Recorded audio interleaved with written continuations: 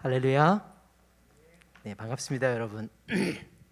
여러분이 기도해 주시고 또 성원해 주셔서 스리랑카에서 선교 사역하다가 또 여러분과 더불어서 이렇게 교회가 시작된 것을 기념하는, 그리고 더 깊게는 예수님께서 부활하신 것을 기뻐하는 그런 귀한 모임에 그런 시간에 함께 해주셔서 너무너무 감사하고, 또 올해 들어서 제 코로나 3년 차라는 이야기가 하고 있는데, 저희가 2년이 넘도록 누구도 예상하지 못한 시간을, 어려운 시간을 지나고 있는데, 그런 어려운 시간들이 이제 끝나는 것처럼, 또 모르죠, 이거보다 더한 것들이 우리 사이에 올지 모르겠지만 끝나는 것처럼 돼서 이렇게 조금은, 전에보다는 조금은 자유스럽고 편안하게 하나님을 예배하고, 더 나아가서는 예전보다 더 깊이 있는 하나님의 말씀을 체험하는 신앙이 더욱더 깊어지는 그런 시간이 좀 오기를 바라는 생각을 좀 많이 했습니다. 그리고 아이들이, 또 새로 오신 분들이 있는 희망이 넘쳐나는 그런 모습을 보면서 또 여러분을 만나서 너무너무 감사드립니다. 여러분이 기도해 주셔서 제가 올해로 23년째 스리랑카 선교 사역을 감당하고 있는데, 안타깝게도 스리랑카가 최근 아주 어려운 시간을 좀 보내고 있어요. 우리나라에서도 그 취재진이 이제 와서 취재를 할 정도로 코로나로 굉장히 어려운 시기로 전 세계가 다 몸살을 앓고 있는데, 그 중에서 이제 그 어느 정도의 그 여력이 있는 선진국이죠. 그런 나라, 우리나라를 위시한 그런 나라도 어렵지만 그래도 그 여력과 잠재력으로 그것을 이겨내가는데, 스리랑카 같은 아주 후진국은 가감 없이 이런 어려움에 둘러싸여져서 코로나가 점점점 끝나가지만 사실은 그거보다 더 어려운, 그로 촉발된 경제적인 어려움 속에 그런 위기 가운데 지금 처하고 있어요. 세계에 그런 나라들이 몇 군데 있습니다. 뭐 페루라든지. 근데 그 중에서도 스리랑카는 가장 어려운 때를 지나고 있는 것 같아요. 관광객들이 없게 되고 나라의 여러 가지 것들이 이렇게 멈춰지게 되니까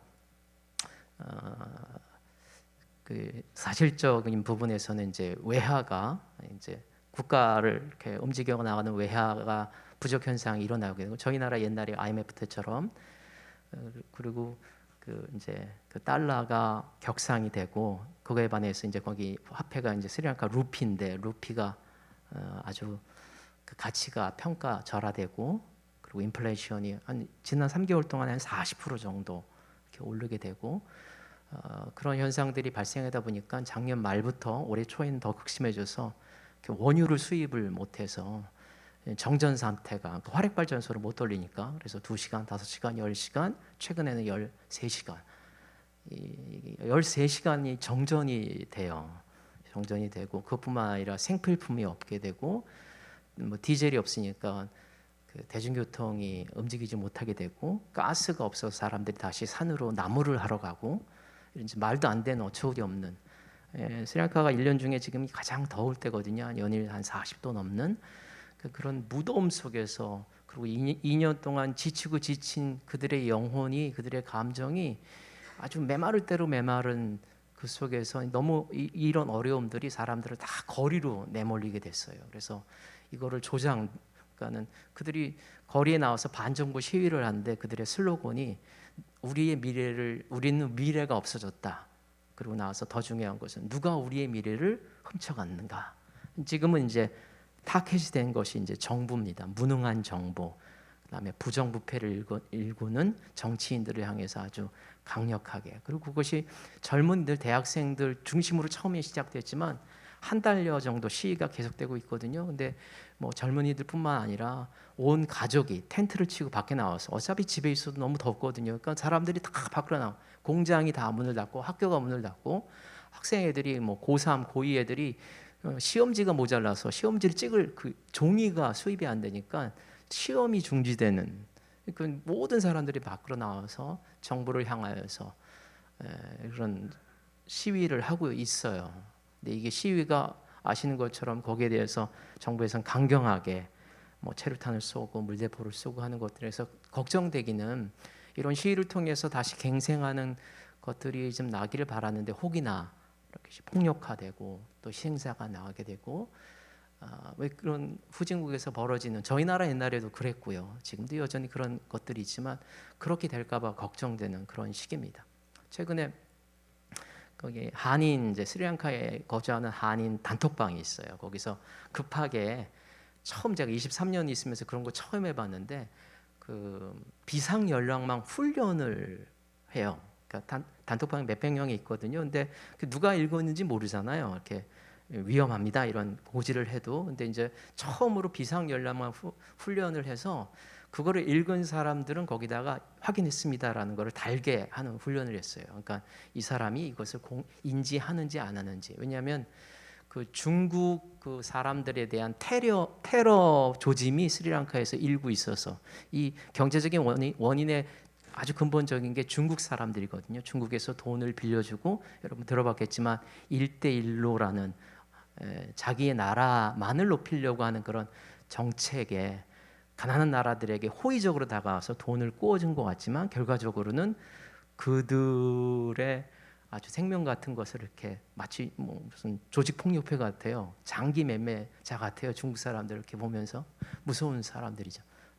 그런 것들이 이제 밝혀지면서 스리랑카에서 그런 루머가 막 돌기 시작했어요. 중국 사람들 테러령, 테러 조짐. 그래서 한국에서 겉모습은 똑같잖아요. 나는 한국 사람입니다. 그렇게 얘기할 수도 없고. 그래서 대사관에서 이제 공지가 내렸어요. 절대 밖에 나가지 말라. 시위대를 만나도, 재미난 표현인데, 웃어라. 무조건 웃어라. 예, 그래서 이제 그 정도로 좀 위급한 상황이 됐어요. 한 보름, 한 20일 정도.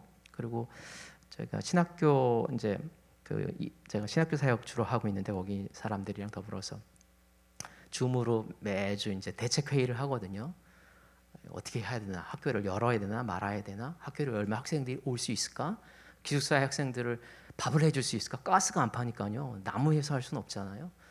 뭐 대책 회의를 하는데 누구도 예상하지 못하는 그런 안개 같은 정국이 펼쳐지고 있어요. 가장 더운 때인데 이제 스리랑카는 한겨울 접어든 것 같아요. 왜 자세하게 제가 얘기 드렸냐면, 이제 그 신문이나 방송을 통해서도 여러분 봐서 좀 알 것도 같아서, 아는 만큼 저희가 기도하니까 기도의 역량이 좀 모아져야지 되는 그런 때인 것 같아요.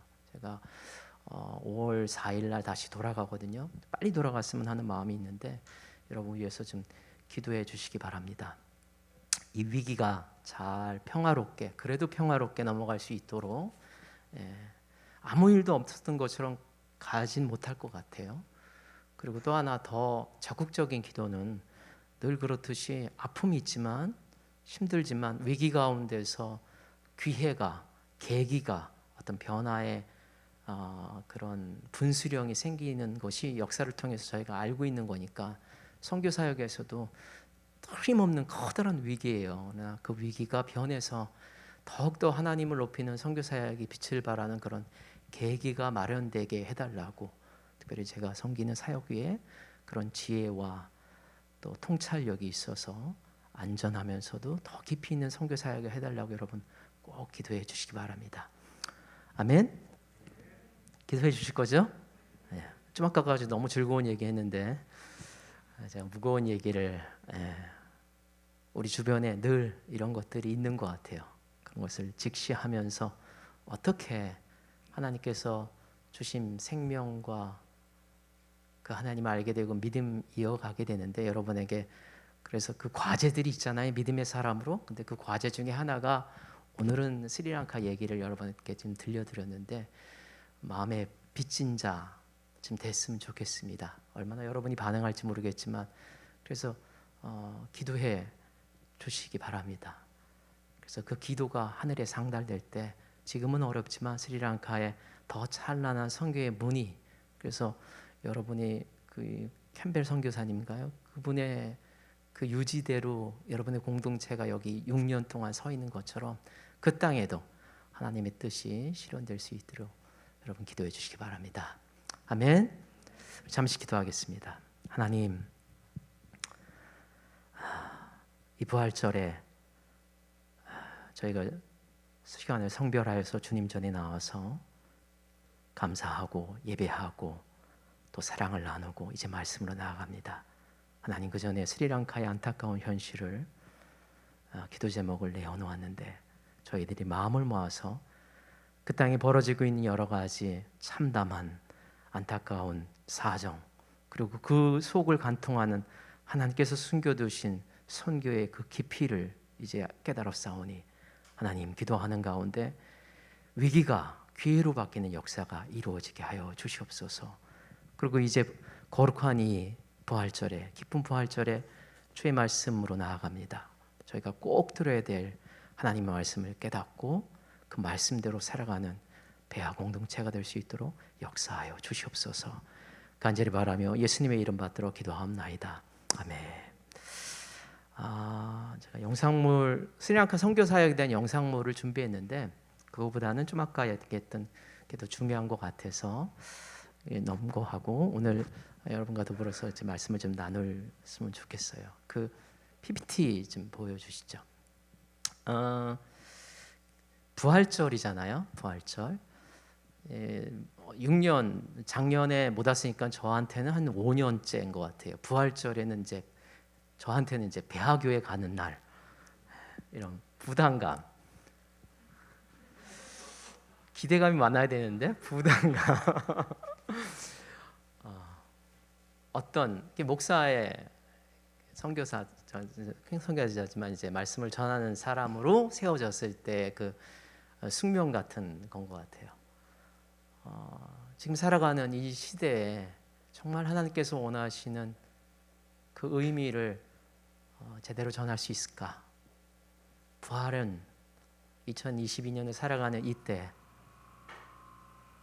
혼탁한 이때 부활은 어떤 의미일까? 이런 생각을 좀 많이 했습니다. 배하교회 가야 되니까. 그럴 때 저의 개인적으로 이 오늘 읽었던 말씀이 생각나서 제가 아주 좋아하는 말씀, 부활절의 의미를 이거보다 더 극명하게 나타낼 수 있는 그런 것들이 있을까 할 정도로, 그게 왜냐하면 이야기라서 그래요.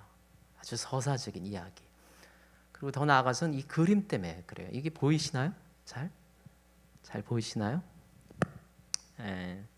이 그림은 그 로버트 준드라는 그 스위스 화가, 18세기 200년 전이죠. 스위스 화가가 그린 그림인데 이 제목이 이제 Way to Emmaus라고, 엠마오로 가는 길, 그 위에서, 길 위에서라는 그 제목이 있습니다. 제목도 제가 썼는데 저 안 보이네요. 거기 보면은 이제 굉장히 이렇게 목가적인, 그 누가 봐도 그림이 설명이 없어도 믿음의 사람이라면 알 수 있는, 괜찮습니다. 뭐 이렇게 그대로 보여주셔도 되고요. 아니면 조명을 상관없나? 아무튼 보이시면 두 사람 사이에, 오늘 우리가 읽은 성경 말씀이죠. 두 사람 사이에 예수님께서 평화롭게 거닐면서, 훨씬 잘 보이네요. 평화롭게 거닐면서 이야기하는 우리가 읽은 성경 말씀입니다. 엠마오로 가는 두 사람 사이의 것이 예수님. 그 앞에 이제 모습이 있어요. 일견 평화롭게 보이는데 이게 제목이 이제 Way to Emmaus, 엠마오로 가는 길인데 그 길이 명확치는 않아요. 길은 있는데 숲이 우거지고 평화롭게 보이는데 뭔가 이렇게 가려져 있는, 날이 밝지도 않고 흐리지도 않은, 뭐 여러 가지 복합적인 그림을 보면서 여러 가지 생각을 하는, 제가 아주 좋아하는 그림. 또 한 그림이 있습니다. 그 다음 보여주시고, 엠마우스에서의 저녁 식사, Supper at Emmaus라는, 우리가 잘 아는 렘브란트라는 사람 들어봤죠? 네덜란드의 유명한 화가입니다. 이 사람의 그 그림의 어떤 사실성이 굉장히 뛰어난. 근데 그 사람이 이제 성경의 여러 가지 것들을 많이 그렸어요. 근데 그 중에서 좋아하는 그림이기도 하는데 요 그림이 있고, 그 다음에 하나 더 있어요. 몇십 년 뒤에 이제 똑같은 제목인데 이게 제목은 똑같지만 Supper at Emmaus라는 건데 이제 제목이 이제 Christ at Emmaus, 그러니까 엠마오에서 제자들과 같이 우리가 읽은 성경 말씀이죠. 이렇게 말씀을 나누면서 그들이 예수님을 알아보는 장면. 이 사람이 이 그림 두 가지 그림을 그릴 때 16가지 성경 번역본을 읽었대요. 읽고 또 읽었겠죠. 그 작가적인 상상력을 드러내기 위해서 읽고. 근데 그 하나 성경 읽은 게 아니라 16가지 번역본. 그러니까 뭐 언어적으로 여러 가지 것들. 그러니까 자기 모국어, 뭐 영어, 독일어 뭐 이런 걸 찾아보면서 읽었을 것 같아요. 그리고 깊이 있게 어떻게 하면 이야기를 할까. 근데 이 세 장의 그림이 좀 생각났습니다. 그 다음 거 보여주시고. 이 그림을 다시 돌아가서 이렇게 로버트 준투라는 사람, 제목이 Way to Emmaus, 엠마오로 가는 길 위에서라는 그 그림인데, 이 그림이 이제 누가복음 우리가 읽은 30절부터 35절까지 그 전 13절부터 이 이야기가 나오거든요. 두 사람이 예수님께서 십자가에 달려 돌아가시고 나서 실망한 마음으로 예루살렘에 왜 가는지 설명이 없어요. 그게 엠마오가 종착점인지도 설명이 없어요. 다만 그들이 예수님의 부활하신 거에 대해서 좌절하고 실망해서 엠마오로 가고 가는 이야기가 13절부터 29절이 나오는데, 그때 그 길가에서 예수님이 갑자기 그들 사이에 나타났고, 예수님인데도 못 알아봤는데 그분과 더불어서 이야기를 이렇게 해주는 그림이에요. 이 이야기를 알고 있는 사람은 이제 그 즉각적으로 아는 건데, 그림을 보면 볼수록 여러 가지 생각이 됩니다.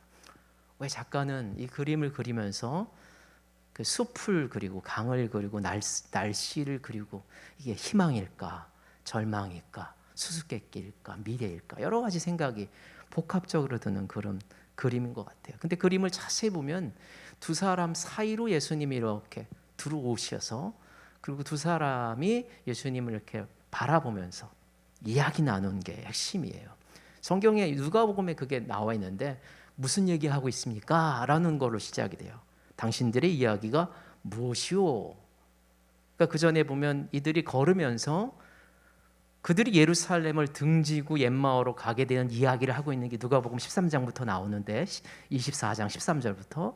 근데 예수님께서 불쑥 들어가서 그들이 지금 초미의 관심, 낙담 어린 그것을 다시 물으세요. 물으실 때 그들이 대답은, 당신 예수님이라는 분이 십자가에 달려 돌아가신 것을 못 들었소? 라고 반문하는 부분. 그리고 또 한 가지, 그런데 우리 중에 예수님의 그 부활을 목도했다고, 체험했다고, 경험했다고 하는 여인들이 있는데 믿지 못한다는 거죠. 그 여인들의 이야기 때문에 더 좌절해서, 더 실망해서 우리가 고향이란 말은 없죠, 엠마오로 가고 있다는 이야기를 하는 장면이 나옵니다.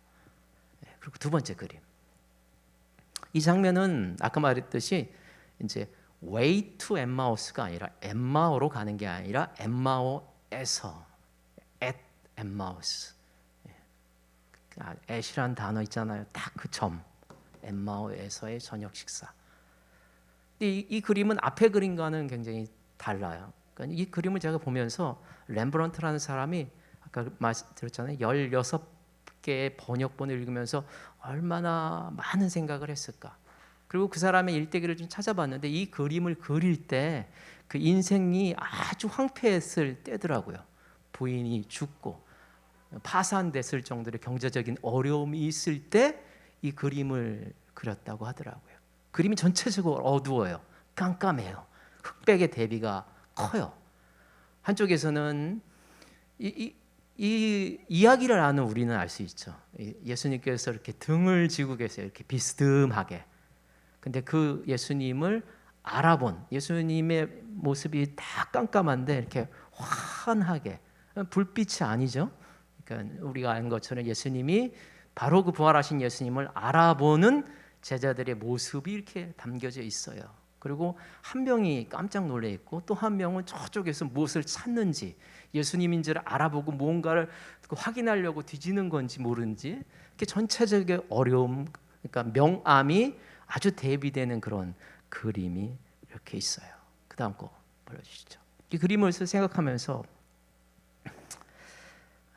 이 질문이 제 안에 이렇게 다가왔습니다. 왜 그들은 주님을 못 알아봤을까? 왜 그들은 주님을 못 알아봤을까? 성경에서는 이 질문에 대한 답이 아주 명확관화해요. 그들의 눈이 열렸다. 그러니까 바로 그 전으로 얘기하자면 그들의 눈이 닫혔다. 그러니까 예수님을 왜 못 알아봤을까는 못 알아볼 수밖에 없는 그들의 눈이 있어서 그런 거예요. 그 눈을 예수님께서 이렇게 벗겨 주셨다는 거예요. 이게 헬라어에 우리가 읽은 식사하실 때 우리가 읽은 것처럼 그들의 눈이 밝아져서 예수님을 알아봤다. 근데 예수님이 호련히 사라지셨다라고 했을 때 그 단어, 그들의 눈이 밝아졌다고 하는 그 단어가 수동형이에요. 그러니까 타자의 제3자에 의해서 눈이 밝아지는 거예요. 그러니까 예수님께서 그들의 눈을 밝게 하셨을 때 예수님을 봤다는 거죠. 성경에서 이야기하는. 그런데 이 질문이 조금 저한테 한참 머물렀습니다. 그런데 왜 그들은 예수님이 그들의 눈을 벗겨낼 정도였을까? 왜 그들은 예수님을 못 알아봤을까? 이야기를 알고 있는 우리는 그들이 어리석게 여러 가지 생각해서 하는데 그 질문을 다시 한번 하게 됐어요. 저 자신에게 대비하면서 왜 그들은 주님을 알아보지 못했을까? 아까 로버트 준트라는 사람이 그린 목가적인 그림 속에서 열띠게 토의해요. 예수님에 대해서 절망하고 속상하고 길을 가면서도 그 사이에 예수님께서 들어와서 왜 당신들이 이렇게 토론합니까? 라고 했던, 근데 왜 그들은 그 토론의 주제, 그 내용의 중심인 예수님을 왜 못 알아봤을까? 그 질문이 오래도록 남았습니다. 그러면서 제가 떠오른 단어가 있었어요. 그다음 보여주시죠. 그게 뭐냐면 확증 편향이라는 단어입니다. 여러분 들어보셨나요? 이게 1960년대 심리학에서 이렇게 발전은 하는데 우리나라 말은 아니에요. 우리나라에서 생겨난 말은 아니에요. 이렇게 여기 뒤에 있는데 이제 confirmation bias라고 미국에 있는 심리학자들에 의해서 이렇게 발견된 거예요. 1960년대니까 굉장히 오래됐죠. 그 뒤로서 이제 심리학에서 인간의 심리를 탐독하는 데에서 어떤 편향, 여기 편향이라 나왔잖아요. 그러니까 어떤 그런 성향이죠. 그게 뭐냐면 사람들은 쉽게 얘기하자면 사람들은 보고 싶어 하는 것을 본다는 거예요. 이해되시나요? 확증 편향이라고. confirmation bias가 사실이나 진리를 보는 게 아니라 사람들은 자신이 원하는 결과를 간절히 바랄 때 어떤 사건을 접하고 감정이 앞설 때 그게 사실도 아니고 진리도 아닌데 그렇게 보인다는 거예요. 제가 한참 고민했습니다. 질문. 왜 그들은 부활하신 예수님을 바라보지 못했을까? 아까 말씀드렸듯이 이제 부활절을 앞두고 성경 말씀을 묵상하면서 이 질문이 저한테 다가왔어요. 왜 그들은, 왜 나는, 왜 우리는 여전히 부활하신 주님을 알아보지 못할까? 아니 못할까가 아니라 못하면 어떡할까? 그때 여러 가지 답이 있을 텐데 그 중에서 이 단어가 아주 무겁게 달아왔어요. 확증 편향. 그 다음 한번 보여주시죠. 제가 최근에 읽은 책에 작년에 읽은 책입니다. 작년에 팬데믹이 아주 스리랑카에 아주 심했을 때 사람들이 막 1,000명 이상 막 죽어나갔을 때 이게 수치가 1,000명인데 거기 스리랑카라는 나라가 후진국이잖아요. 저희 나라처럼 이렇게 확진자나 사망자의 통계가 정확하지 않은 나라예요. 근데 이게 1,000명 정도가 막 죽어나가면 이게 몇 배가 될지도 몰라요. 10배가 될지 모르는 아주 그럴 때가 있었어요. 그럴 때 이제 아주 심각하게 이런 팬데믹 시대 때 선교 사역은 앞으로의 선교 사역은 어떻게 해나갈까 그렇게 고민하고 연구하고 그럴 때가 있었는데 그때 읽은 책 중에 하나예요. 이게 뭐냐면 2030 축의 전환이라는 미국 학자가 쓴 책입니다. 여러분 혹시 뭐 들어보셨나요? 이게 무슨 책이냐면 이제 이 책을 쓴 사람이 미국 경제학자이고 미국에서 지금 아주 각광받는 것들이 이제 미래 예측, 미래학이라고 하죠. 근데 이제 비즈니스를 전공한 사람이 이제 한 건데 그 사람이 이야기의 근거는 뭐냐면 2030이 2030년이에요. 책 제목이 2030이거든요. 2030년에 그 전에 세계는 축이 흔들릴 정도의 대격변기를 맞는다라는 거예요. 여기 축의 전환인데 축은 여러분 바뀌면 안 되는 거예요. 기축통화. 얼마 전에 대통령 후보의 한 명 중에 기축통화가 한국의 커런시가 한국의 통화가 기축통화 하나가 된다라고 얘기했는데 아주 반발이 많았잖아요. 근데 너무 얼토당토하지 않은 이 얘기는 아닌 거예요. 왜냐하면 초롱생 같은 이 달러가 전 세계 기축통화라고 계속 유지했던 그 달러가 지금 흔들리고 있잖아요. 그리고 이 화폐라는 것 자체가 가상화폐도 아주 커다랗게 도전되고 있는. 그러니까 이 기축통화가 흔들리는 그런 저희가 이런 시대가 있는 거예요. 근데 아무튼 이 기축통화 또는 다른 말로 하면 그 지축이 흔들리면 여러분 뭔지 아세요? 지진, 쓰나미. 이 지축이 흔들리는. 그러니까 그거는 흔들리면도 안 되고 무너져도 안 돼요. 그러면 다 끝나버리는. 그러니까 그런 아주 극단적인 단어를 썼어요. 축의 전환이라는 건 2030년에 축이 바뀔 정도의 어마어마한 변화에 우리가 임했다. 그래서 이 사람은 비즈니스 학자니까 그때 여러 가지 분석을 했어요. 그때 8개의 그 트렌드가 우리 사이에 다가올 텐데 8개의 트렌드 속에서 우리는 어떻게 비즈니스를 할 것인가가 책의 주안점이에요. 미국 사람이죠. 아주 머리부터 발끝까지 경제적인 거에 발달된 사람. 그 경제적인 부분 또 미국적인 사고 이렇게 떼어내도 제가 이 책을 접하면서 커다란 도전을 받았어요.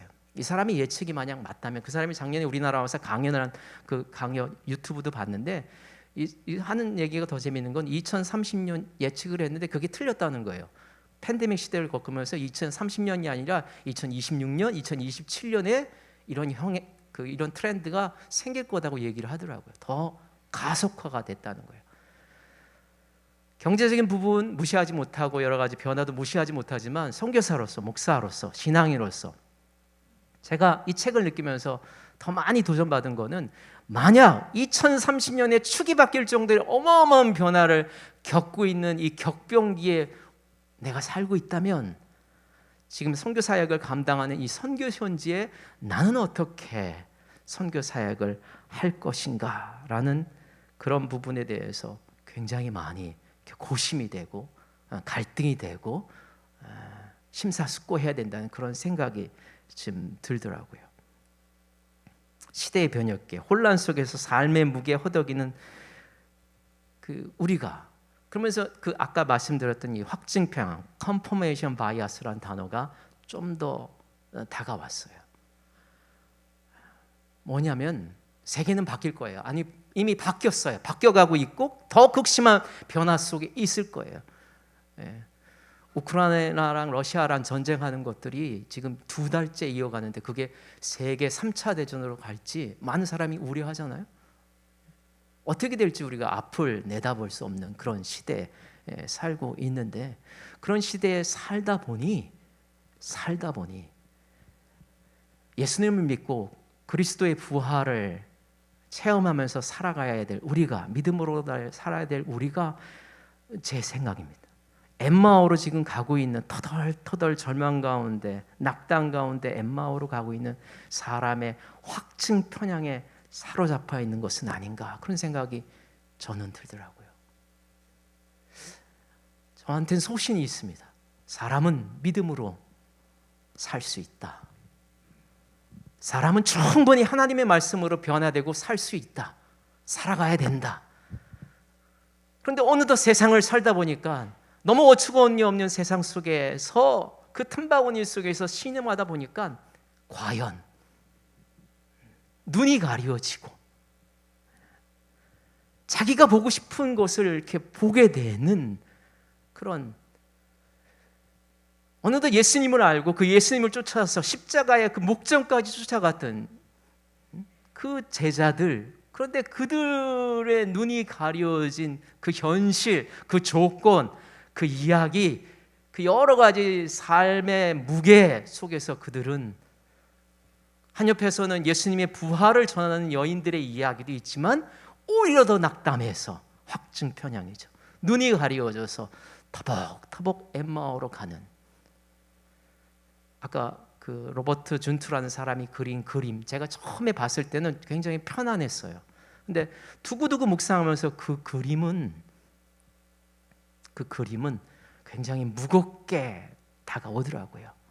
거기서 그 그림 속에서 바라볼 것이 그리스도인가? 우리가 그리스도를 계속 바라봐야 되는데 그 그리스도 옆에 부활하신 예수님을 알아보지 못하고 여전히 걱정하고 여전히 눈이 가려있는 그 두 사람의 제자가 내 모습은 아닌가? 우리들의 모습은 아닌가? 그런 생각을 좀 합니다. 그러면서 부활절을 맞았어요. 혼란한 세상 속에서 확증 평양에 갇힌지도 모르고 살아가는 이 세상 속에서 그러면 어떻게 우리는 여전히 부활하시고 살아 숨쉬는 그리스도를 찬양할 수 있을까? 그때 한 노래가 생각났습니다. 그 노래 그 다음 거 보여주시죠. 이거 아셨는지 모르겠지만 제가 고등학교 때 그리고 대학교 때 불렀던 성가곡이에요. 성가곡. 우리는 여소서라는, 혹시 해보신 적 있나요? 우리는 여소서. 이 찬양이 그 윌리엄 맥도날드라는 사람이 1842년인 목사님이세요. 이제 작사가가 했는데 그 성가곡이라서 근데 그 다음 거 한번 번역을 제가 해봤습니다. 이 제목이 그 노래의 가사가 제게는 오늘 말씀드렸던 여러 시대 속에서 부활절을 앞두고 있는 묵상하는 저에게 결론처럼 다가왔어요. 제가 한번 읽어볼게요.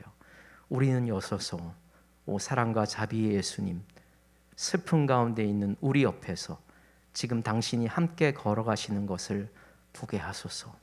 주님, 당신은 죽음마저도 영광스럽고 위대하게 만드셨네요.